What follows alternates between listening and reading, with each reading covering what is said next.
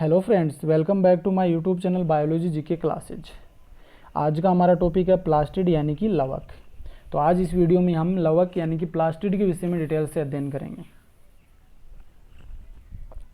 इससे पहले मैंने 6 से 7 वीडियो कोशिका से संबंधित डाले हैं, जिसमें हमने कोशिका सिद्धांत, पादप एवं जंतु कोशिका में अंतर, प्रोकैरियोटिक एवं यूकैरियोटिक कोशिका में अंतर, कोशिका भित्ति, कोशिका झिल्ली और जीवध्रुव के विषय में डिटेल से अध्ययन कर लिया था। आज इस वीडियो में हम कोशिका में पाए जाने वाले कोशिकांग, जिसमें से पहला कोशिकांग आता प्लास्टिड, यानी कि प्लास्टिड के विषय में या लवक के विषय में इस वीडियो के अंतर्गत स्टडी करेंगे, जिसमें हम लवक की संरचना को देखेंगे, लवक के प्रकार, अवर्णीय लवक, वर्णीय लवक, हरित लवक आदि के विषय में हम डिटेल से अध्ययन करेंगे। ये video 9th class, 11th class, REET, NEET और जितने भी कंपटीशन एग्जाम हैं उन सभी के लिए बहुत ही महत्वपूर्ण है। तो आप मेरे वीडियो को शुरू से लेकर अंत तक ध्यानपूर्वक देखिए, और यदि अभी तक आपने मेरे चैनल को सब्सक्राइब नहीं किया है तो सब्सक्राइब जरूर कर लीजिए। तो आइए शुरू करते हैं आज का हमारा टॉपिक प्लास्टिड यानी कि लवक। सबसे पहले बात कर लेते हैं कि कौन कौन से कोशिकांग है वो कोशिका में पाए जाते हैं। ये कोशिकांग या सेल ऑर्गेनल्स कोशिका में पाए जाने वाले जीवध्रुवों में बिखरे हुए पाए जाते हैं, और इन कोशिकांगों को झिल्ली की उपस्थिति एवं अनुपस्थिति के आधार पर 3 भागों में विभाजित करते हैं, जिसमें से पहला आता है दोहरी कलाबद्ध कोशिकांग, यानी कि ऐसे सेल ऑर्गेनल्स, ऐसे कोशिकांग जिनकी चारों ओर दोहरी झिल्ली पाई जाती है, जिसमें हम लवक, सूत्रकणिका या माइटोकॉन्ड्रिया, ये 2 सेल ऑर्गेनल्स ऐसे होते हैं जिनके चारों ओर दोहरी झिल्ली पाई जाती है या double membrane bound cell organelles होते हैं ये। नेक्स्ट है एकल कलाबद्ध कोशिकांग। तो इसमें ऐसे सेल ऑर्गेनल्स को शामिल करते हैं जिनकी चारों ओर एकल झिल्ली पाई जाती है या ये single membrane bound cell organelles होते हैं।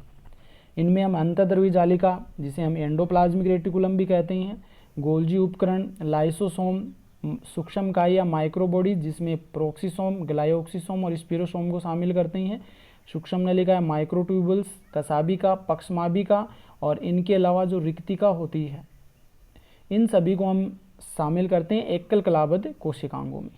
नेक्स्ट आता है कला रहित कोशिकांग। तो इसमें ऐसे सेल ऑर्गेनल्स पाए जाते हैं जिनके चारों ओर झिल्ली नहीं पाई जाती है, मेम्ब्रेनलेस सेल ऑर्गेनल्स होते हैं,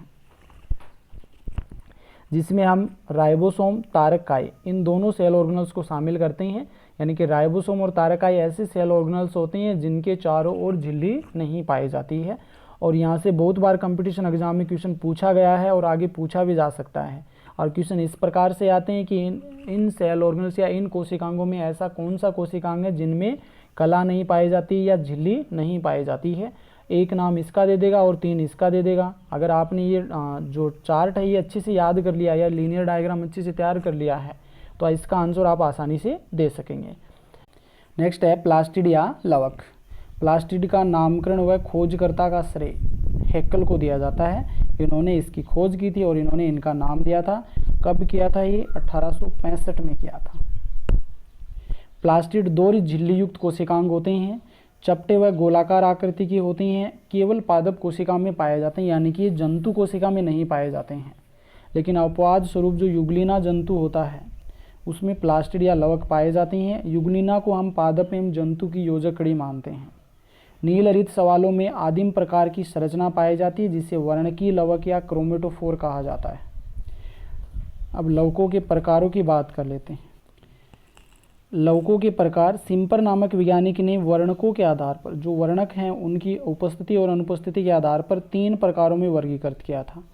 पहला आता है अवर्णीय लवक या ल्यूकोप्लास्ट। इसमें क्या होते हैं? वर्णक विहीन होता, वर्णक नहीं पाए जाते हैं, छड़ाकार होता है, गोलाकार होता है या अनियमित आकृति का हो सकता है। और अवर्णीय लवक अधिकांश पादपों के संग्रहकारी अंगों में पाए जाते हैं, जैसे कि भूमिगत अंग, फल आदि में ये पाए जाते हैं। और इनका मुख्य कार्य भी यही होता है, ये कार्बनिक पदार्थों का संग्रह करते हैं। और अधिकांश जो अवर्णीय लवक है उनमें लेमिली पाई जाती है। संग्रहित पदार्थों के आधार पर अवर्णीय लवक को पुनः 3 भागों में बांटते हैं। मंड लवक या एमाइलोप्लास्ट, सेकेंड है तेलद लवक या इलियोप्लास्ट, थर्ड है प्रोटीनोप्लास्ट या एलुरोप्लास्ट। तो सबसे पहले बात कर लेते हैं हम मंड लवक या एमाइलोप्लास्ट की।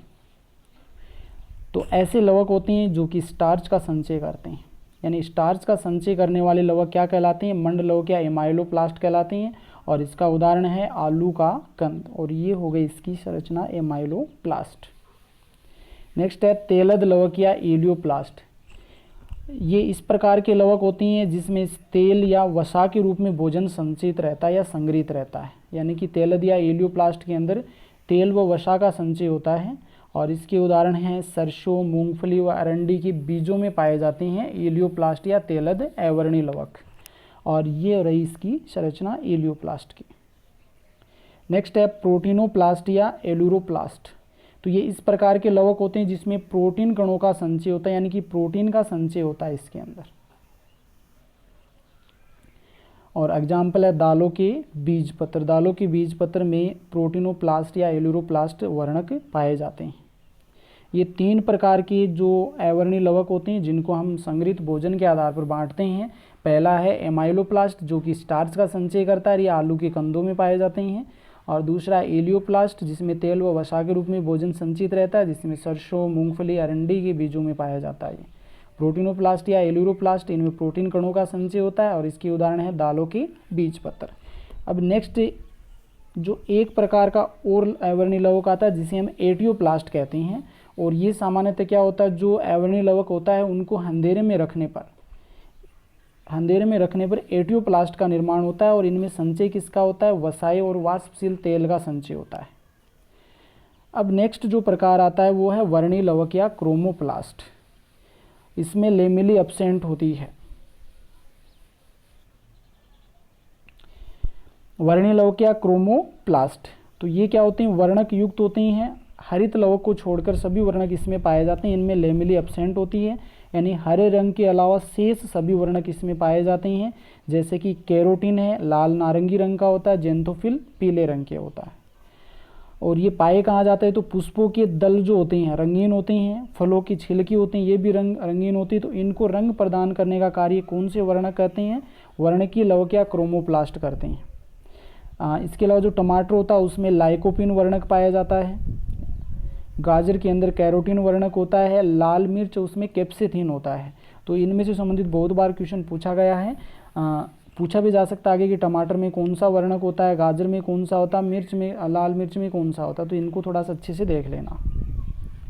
इसके अलावा बात करें तो पुष्पों को आकर्षित रंग प्रदान करने के कारण कीटों को आकर्षित कर परागकरण करने में सहायक होते हैं ये वर्णक। तो ये हो गया वर्णी लवक या वर्णकीय लवक, और इसकी संरचना ये हो गई क्रोमोप्लास्ट, यानी कि ये हरे रंग के अलावा शेष सभी वर्णक पाए जाते हैं, जैसे कि कैरोटीन, जेंथोफिल पुष्पों के दलों को, फलों के छिलकों को रंग प्रदान करने का कार्य करते हैं। जैसे टमाटर में लाइकोपिन वर्णक होता है, गाजर में कैरोटीन होता है, लाल मिर्च में कैप्सेथिन होता है। इसके अलावा ये पुष्पों को आकर्षित रंग प्रदान करती हैं, जिसके कारण से कीट इनकी तरफ आकर्षित होते हैं और ये परागकण में अप्रत्यक्ष रूप से सहायक होते हैं। इस प्रकार से जो नेक्स्ट हमारा जो बचता है हरित लवक, उसके विषय में हम नेक्स्ट वीडियो के अंतर्गत बात करेंगे। तो आज का वीडियो आपको कैसा लगा है कमेंट कीजिए, लाइक कीजिए, और यदि अभी तक आपने मेरे चैनल को सब्सक्राइब नहीं किया तो सब्सक्राइब जरूर कर लीजिए। धन्यवाद।